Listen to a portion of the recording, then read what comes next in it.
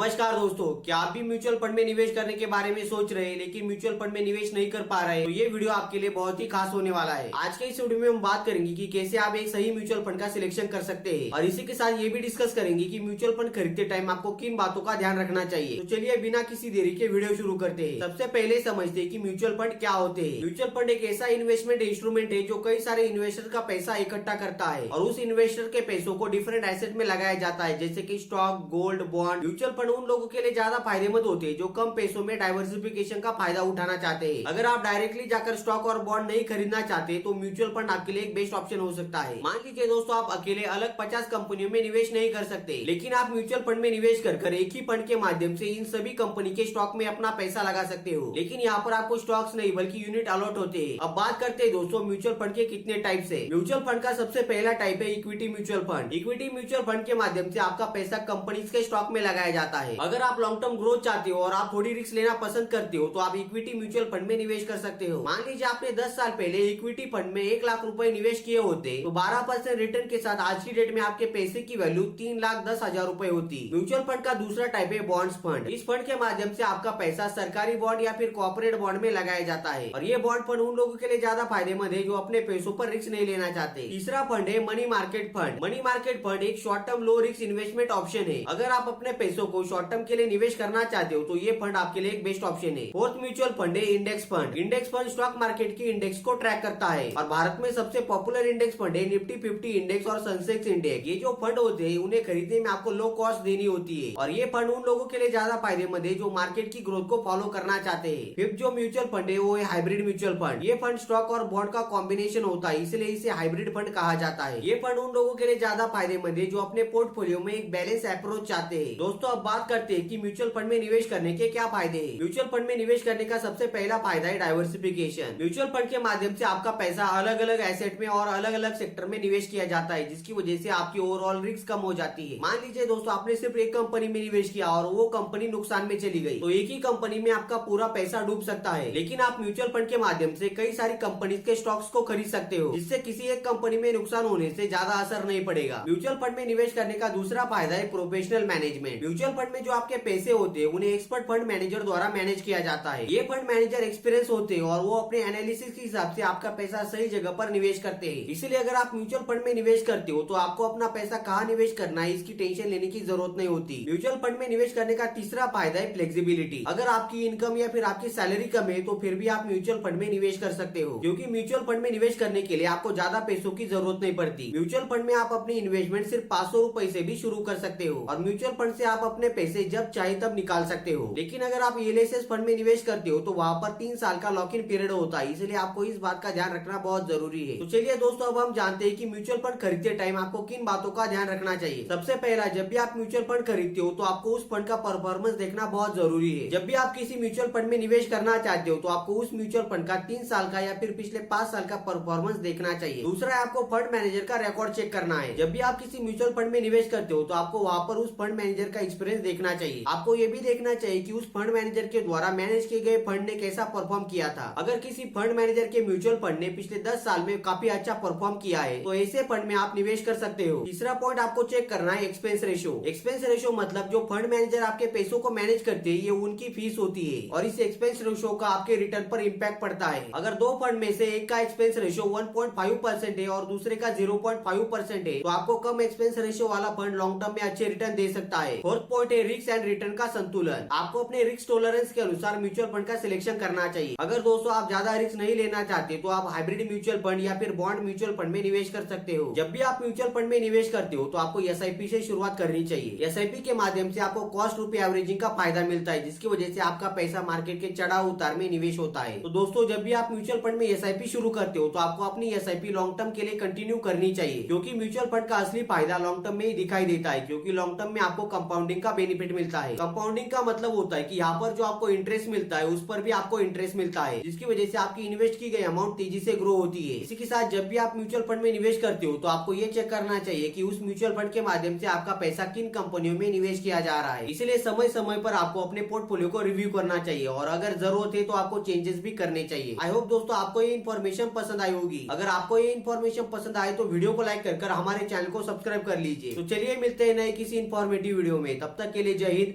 Vande Mataram.